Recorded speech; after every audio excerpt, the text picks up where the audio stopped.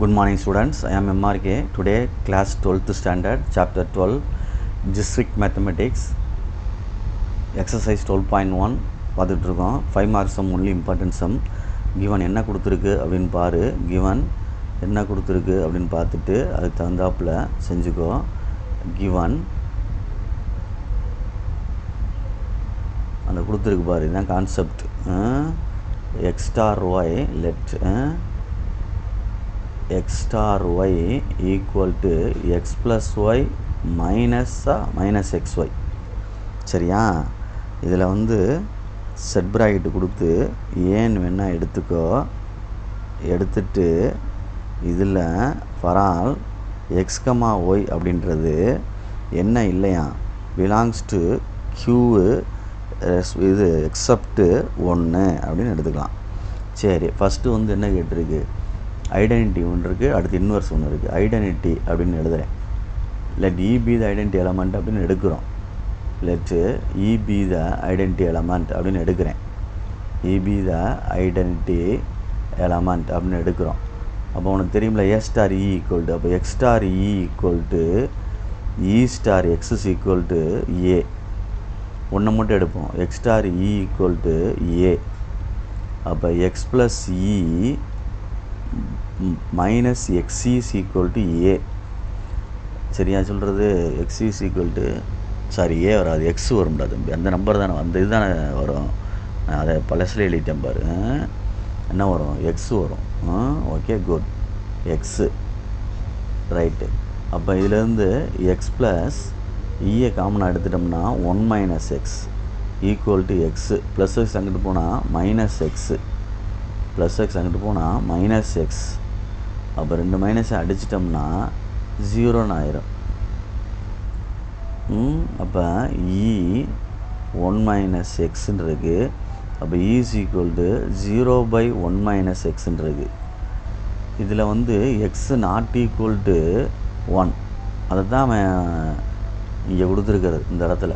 ஏன்னா இங்கே 1 போட்டோம்னு வச்சுக்க, 1 மைனஸ் 1 போட்டால் 0/0 ஃபார்ம் இன் டிட்டர்மினன்ட் ஃபார்ம்னு சொல்லிவிட்டு நம்மளுக்கு அந்த இதில் போயிடும். எதில் இஸ் ஈக்குவல் டு 0ன்னு அர்த்தம்.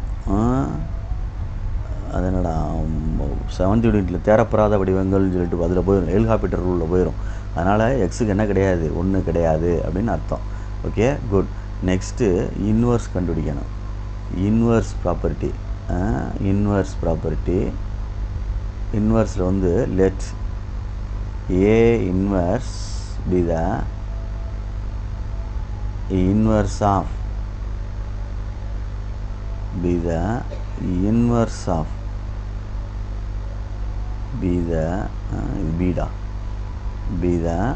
inverse of a. அப்போ கண்டிஷன் என்ன, தட் இஸ் அதாவது a star a inverse equal to a inverse star a equal to e. ஒன்று மட்டும் எடுத்துக்கிறோம், a star a inverse equal to E.